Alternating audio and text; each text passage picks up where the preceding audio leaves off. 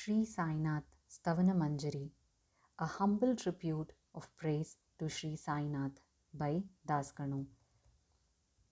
I bow down to Sri Ganesh, O Mayureshwara, you are the one on whom we depend. O son of Gauri, the all-knowing, O you inconceivable one, you with an immeasurable belly, protect me, Sri Ganapati. You are the first and foremost of all the Ganas and of all deities. Therefore, you are called Ganesh. You are acknowledged by all the Shastras, you of sacred countenance, O Balachandra. O Sharada, goddess of speech, you are the mistress of the realm of words. Because of your existence, all worldly transactions are carried on. You are the deity revered by all the authors. You are eternally the pride of this nation. Your infinite power prevails everywhere. I bow to you, Jagadambe. You are the supreme spirit and beloved of the saints, incarnation in form of Pandariraya. O you are the ocean of kindness and infinite compassion. O Panduranga Narahari, you control the world like a puppeteer with his strings. You are omnipresent. All the sciences and sacred books are still delving to plumb the essence of your nature. Those who are pedagogues, to them you are not revealed, O Chakrabani. All those foolish people only indulge in the jugglery of words. Only the saints understand you, others remain baffled. To you, my obeisance, respectful and with my whole body prostrate in veneration before you. O you five-headed Shankara, O you wearer of garland of skulls, O you blue-throated Digambara, O you Brahmaputra Pashupati, O you Brahmarupa Pashupati, one who recites your name all the time. His worldly adversities are immediately dissolved. Such is, O Durjati, the power of your name. With obeisance at your feet, I am writing this poem of praise. Help me always to complete this mission, O you Neelakanta, the blue-throated one. Now let me bow to the son of Arti, to the family deity of Indra, to Tukaram and all other saints, so also to all the devotees. Hail, hail to you, Sainath, Redeemer of sinners and merciful one. I lay my head down at your feet, now give me your protection. You are the whole world, the abode of bliss. You yourself are Vishnu, the paragon among men, one whose wife is Uma. You are also that enemy of Cupid. You are also Shankar. You are God in human form. You are the sun in the sky of knowledge. You are the one ocean of kindness. You are antidote for worldly maladies. You are the Chintamani of the poor and the downtrodden. You are the divine purifier for your devotees. You are a raft for those drowning in worldliness. You are the refuge of the timid. You are the very cause of this creation, that which is pure Chaitanya. You are that, oh, very treasure of compassion. The only universe is only one of your Leelas. You are not born. Death also does not affect you. This is the final conclusion which one arrives at after a thoughtful search. Birth and death, these concepts are born of ignorance. From both of you are free, O Lord, of course. If water appears as a spring, does it imply that its source is there? It existed already, full and flush, merely sprang up from within the earth. Water that springs up in a hollow is therefore so described or named. A spring becomes its proper name without the water, it is only a hollow.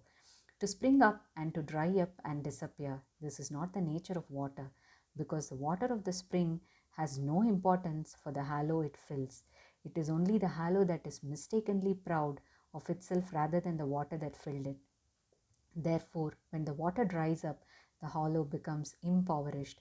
The human body is really like the hollow waterbed. The spirit is like the pure, clean water of the spring.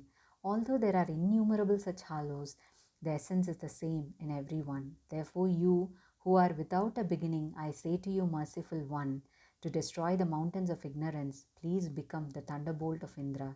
Until now, such hollows have existed in large numbers on this earth. Many more exist even now, and in the nature, and in the future as the goes by, many more will come. Even such hollow is given a separate and different name and appearance. That is how in this world they are identified. Therefore, to distinguish that spirit in terms of you and me is not proper, because as there is no duality, that itself is more surely the spirit. And since the spirit truly encompasses the whole world, then the you and me duality concept, how can it possibly be entertained? Water latent in the clouds is all the same, but when it descends upon the earth, it assumes different forms. That which falls in the Godavari bed is known as the sacred river Godavari. That which falls into a well does not have the same worthiness of prestige. Saints are the river Godavari, and you are the water in it. We are the puddles, wells, and lakes. That is the difference between us. For the fulfillment of our lives, we must surrender to you, always with folded hands, because you are the embodiment of piety. It is due to its waterbed that the waters of Godavari have become holy. Considered merely as water, it's the same everywhere. The bed of Godavari that is considered as truly sacred owes all its sanctity to the quality of the land through which it flows. The water latent in the clouds does not alter that part of the earth on which it falls. Yet that very part of the earth is called Godavari by the scholars of the sacred books. Where the water has fallen elsewhere, it has acquired the qualities of the soil of those places. Contaminated, bitter, salty it becomes. Though originally sweet, same is the case with you, O Guru Raya, in whom there is no impurity of the six vices. To that holy form, this title saint is befitting. Therefore, saints are Godavari, so full of grace among all the beings. Your place is the highest. From the beginning of creation, Godavari has been in existence. It has been full of water and it has never lacked it till today. Look at the enemy of Ravan. Came to the banks of the Godavari, but its water has flowed, and the water at present is not the same as the old water. The bed alone remains the same. The waters have flowed into the ocean. The sanctity is eternal of the river bed to this day. Each year, the old waters go and the new flow into the riverbed. It's the law, as you know. A century is like a year. The sages of that century are like the flowing rivers, while the great souls are like the waves on the water. Of these saints who are like Godavari, in the early centuries there was a great flood of Sanat, Sanak, and Sanatan, the three sons of Brahmadev, followed by Narada and Tumbar, Dhruva, Prahalad, Bali, Shabari, Angad, Vayukumar, Vidur, Gopi, and Gopika. Thus many came to the present time. In each of the centuries in the past, the floods came repeatedly, which I am unable to recount. In this present century, the sacred Godavari has for certain flooded this land in your form, O Sainath. Therefore, at your divine feet, I make obeisance. Maharaj of my faults, take no notice, I plead. I am a poor, wretched, ignorant man, the greatest of sinners, ridden with vices, but do not cast me off. The inherent defects of iron are ignored by Parisa. The small streams of the village, Lendi and Ohol, are not rejected by Godavari. I am full of vices within. By your merciful glance, do quickly destroy them. This only is the plea of Das. It, after coming in contact with the Parisa, the iron's inherent defects do not change Guruvara, then it is to the discredit of the Parisa. Don't let me be a sinner. Don't belittle yourself. Look, you are Parisa, I am the iron. My discharge is your concern too. A child always commits mistake, but a mother does not scold. Remembering this, grant me your grace. O Sadguru Sainath, you are my Kalpataru. You are the means of crossing this worldly ocean. You alone are so undoubtedly. You are Kamadhenu. You are Chintamani. You are the sun in the sky of knowledge. You are great mine of virtues. Oh, you are the ladder to heaven. O pious, purest one. O embodiment of peace and bliss. O the Supreme Self. O the non-dual one, the ocean of knowledge. O incarnation of the Supreme Wisdom, the best among men. O abode of forgiveness and peace. O refuge of devotees. Bless me, bless me. You are the Sadguru Machindar. You are the Mahatma Jalandhar. You are Nivratinath Dhyaneshwar, Kabir Sheikh Mohammed, Eknath you are. You are Bodhala, you are Savatamali, you are truly Ramdas, you are Tukaram Sainath, you are Sakha, you are Manik Prabhu. Your pure manifestation and your manifold nature are really difficult to understand. The knowledge about your caste and creed you do not reveal to anybody. Some say you are a Muslim, some say you are a Brahmin. Thus, like Krishna, you too are inscrutable. Having observed Sri Krishna, different people called him by various names. Some called him Yadubhushan, some called him a cowherd. Yashoda called him a darling, Kansa called him a great evil, Uddhav called him beloved, and Arjun called him omniscient. Thus, O Guruvara, to you, according to each person's conclusion, based on his mental attitude, names are given by them. The masjid being your dwelling and your ears not being pierced, noting your offering the Fatiha to call you a Muslim is logical. Similarly, considering the worship of fire as done by you, Lord of Mercy, my conclusion is that you are a Hindu. But these spiritual, superficial differences would interest only pedagogues. But for those devotees desirous of knowledge, they are of no consequence. You are Brahma itself. Caste and creed have no relevance to you. You are the Guru Supreme. You are the creator of this world. There was Hindu Muslim rivalry, therefore, to bring about unity and amity. The masjid and the fire worship were embraced by you to show your Leela to the devotees. You are beyond caste and greed. You are Brahman, the essence of truth. You are that verily, you're beyond human conception. Giving free rein to surmises and conjectures, arguments have flourished about you. They're my insignificant words. How will they prevail? But when I behold you, I cannot remain silent, because for encomium words are normally the only means. Therefore, by means of words, whatever description is possible, that I'll always prefer, with your grace. Saints I reckon higher than gods, for distinctions such as mine and thine will not find a place in their proximity. Hiranyakashipu and Ravana were killed because of their hatred of God. Such a deed has never been done by saints. Gopichand in the heap of garbage buried Jalandhara, but that sage had no rancor for that act. On the contrary, the king was delivered from the material world and was immortalized. Such is the prowess of the saints, it is indescribable. Saints are the sun, their grace is illuminating. Saints are as pleasing as the moon, their benignness is as gentle as moonlight. Saints are the soothing musk, their blessing are like its fragrance. Saints are like juicy sugar cane, their blessings are like its sweetness. Saints towards the God, good and the bad are the same definitely. On the contrary, their love for the sinners is immeasurable.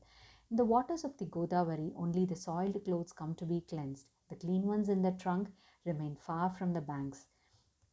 Even that which remained in the trunk came once to be cleansed thoroughly on the Godavari banks. The trunk is the eternal abode. You are the Godavari. Unshakable faith is the ghat. All beings are the garments, full of impurities comprising 6 vices. The darshan of your feet is like a bath in the Godavari. Wash away my sins, O Samarth, and purify me. We worldly people gather layers of impurities again and again. Therefore, we are the right people for the darshan of saints. In the abundant waters of the Godavari comes the wash to be cleansed on the ghats. If it is left really unattended, then it is a discredit to the Godavari. You are the cool shady tree with abundant foliage. We are the travelers really, suffering from the scorching sun rays of the threefold calamities of life. From the blazing heat, O compassionate one, protect us, O Guru Raya. The benign grace of your cool shade is extraordinary. Sitting under a tree, if one feels the heat of the sun, then who will call that the shade giving tree? Look, without your grace, nothing can be right in the world. Sheshasai befriended Arjuna to uphold the right. Due to the kindness of Sugriv, Vibhishana came in contact with King Ram. It is due to the saints that Srihari is thus glorified. Brahman being formless, Vedas cannot describe it. Be endowing it with forms, the saints have reduced the importance of the formless. Vaikuntapati, husband of Rukmini, was made a Mahara by Dhamaji. To pick up corpses of buffaloes, Chokamela made Jagadatma slog. Knowing the prowess of saints, Jagjeevan labored by carrying water. Saints have truly lauded over God Himself, who is eternal truth, knowledge, and bliss. There is no need to speak more. You are our mother and father, O Sadguru Sainath, dweller of Shirdi village. Baba, your Leelas no one can truly comprehend. Then my blind speech, how can it do justice? Tell me. To save the sinners, you came to Shirdi, pouring water into earthen lamps, you made them burn. The wooden plank of absurdly small measures you turned into your bed, truly, thereby displaying to the devotees your amazing yogic powers. The barrenness of many women you have completely dispelled.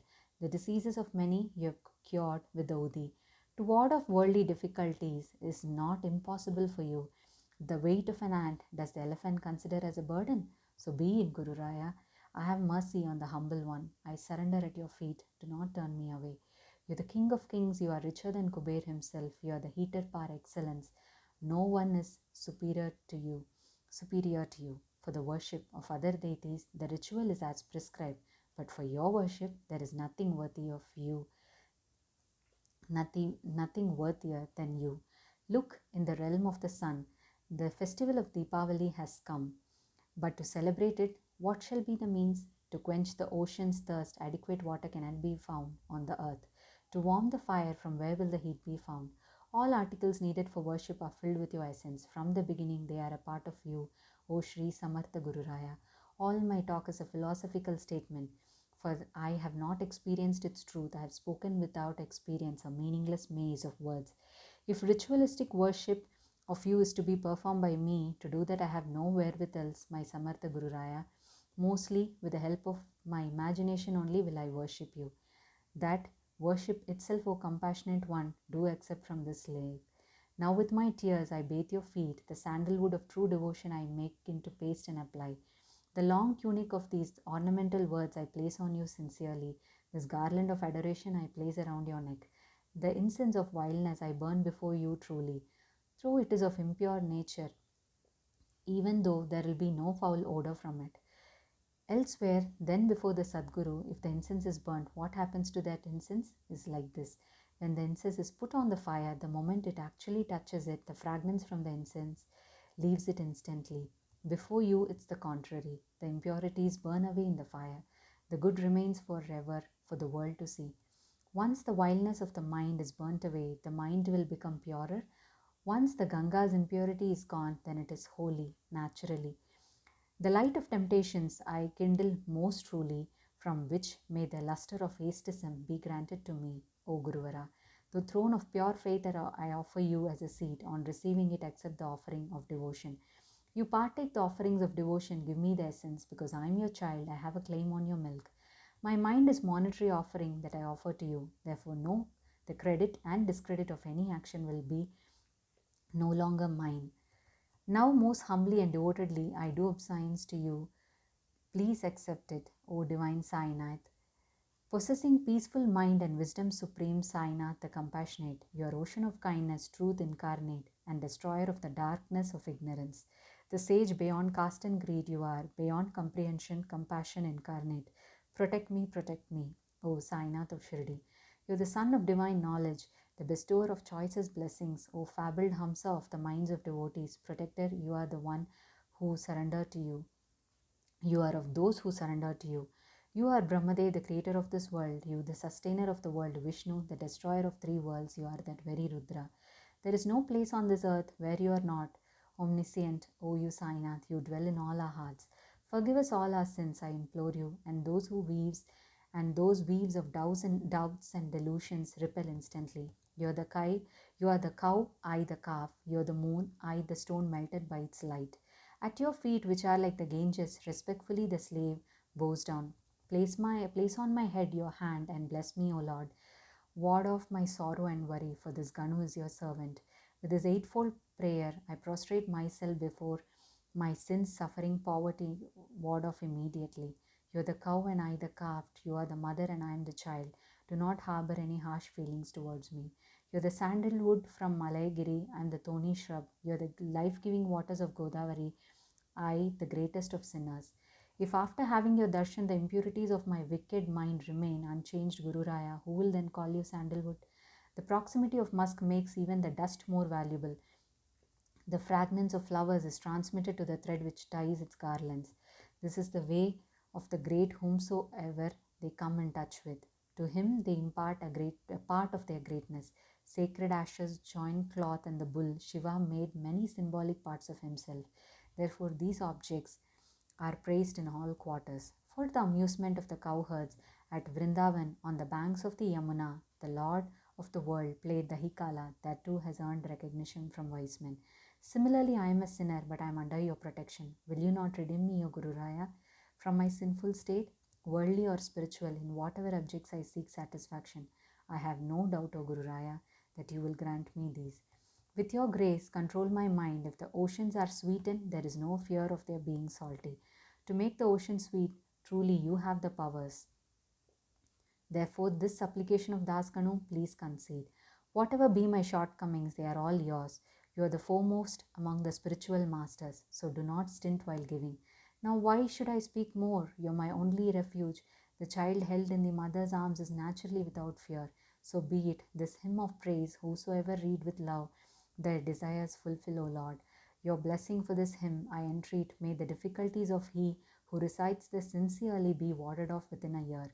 After performing all ablutions, should this hymn be recited regularly with a pure and sincere feeling in your heart, if this be not possible, then every Thursday, meditating on the Sadguru in mind, this hymn should be recited.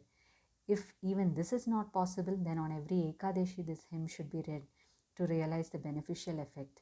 One who recites this with faith will ultimately progress spiritually by the Guru's grace, who will satiate the material desires readily and thereby deliver him from their bondage. With repeated recitations of this hymn, dull wits will be sharpened, and if perchance someone's life is short, then by recitation he will live up to 100 years. Where wealth is wanting, Guber, the Lord of Wealth himself, will come to stay. Or on reading this hymn, this is truth, and so it shall be. To this childless children will be born. To the childless children will be born. On reciting this hymn, and the ailments of one who recites this hymn will be dispelled in all directions. Fear and worry will disappear.